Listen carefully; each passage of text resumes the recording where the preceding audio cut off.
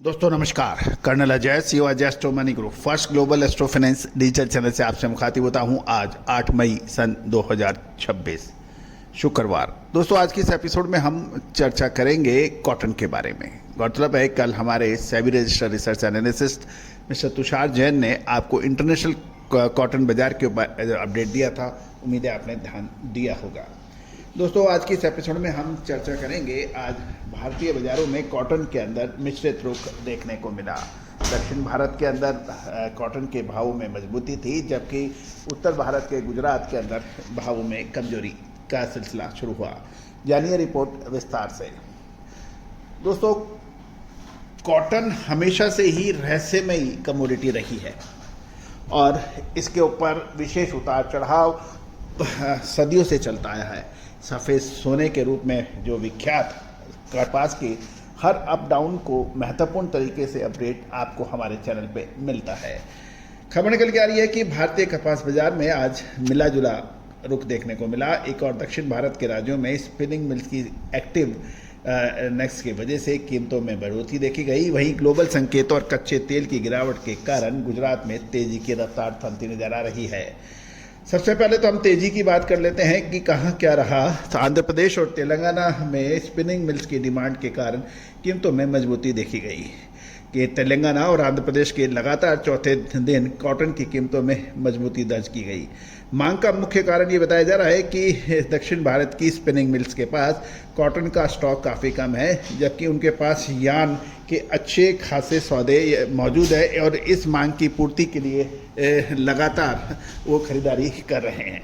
ये भी ध्यान देने वाली बात यह है कि जिनर्स के पास अभी कॉटन का स्टॉक कम बताया जा रहा है, जबकि सीसीआई के पास कॉटन का स्टॉक अच्छा बताया जा रहा है।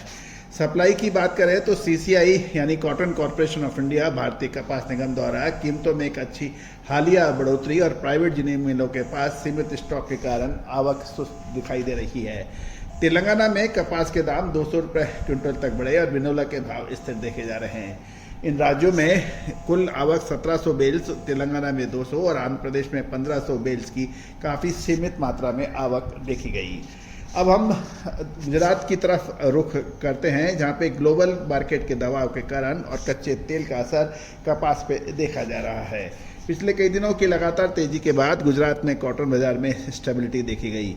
ग्लोबल फैक्टर की बात करें तो अंतर्राष्ट्रीय बाजार में आइस कॉटन फ्यूचर में नरमी और जियोपॉलिटिकल टेंशन के बदलावों का असर घरेलू बाजार पर साफ दिखाई दे रहा है। दोस्तों आपको याद होगा कि हमने आपको एक दिन पहले ही तुषार जैन जो कि हमारे सेबी रजिस्टर्ड रिसर्च एनालिस्ट हैं, अंतर्राष्ट्रीय बाजारों के पे कॉटन के ऊपर अपना स्पष्ट संकेत दिया था, जो सही साबित होता देखा जा रहा है।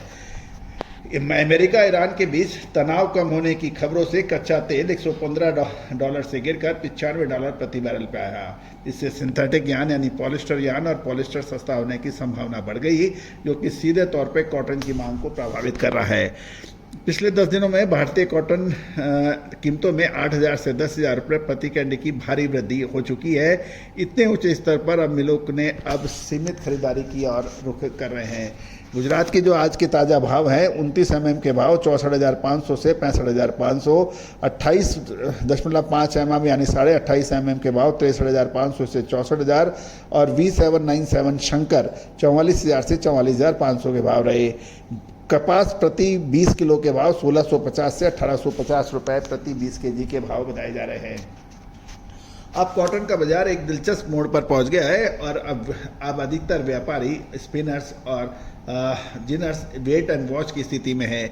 दक्षिण भारत में स्टॉक की कमी की कीमतों को सहारा दे रही है, जबकि गुजरात जैसे बड़े केंद्रों में ऊंचे भाव और सिंथेटिक फाइबर से मिलने वाली चुनौतियों से तेजी पर लगाम लगी है।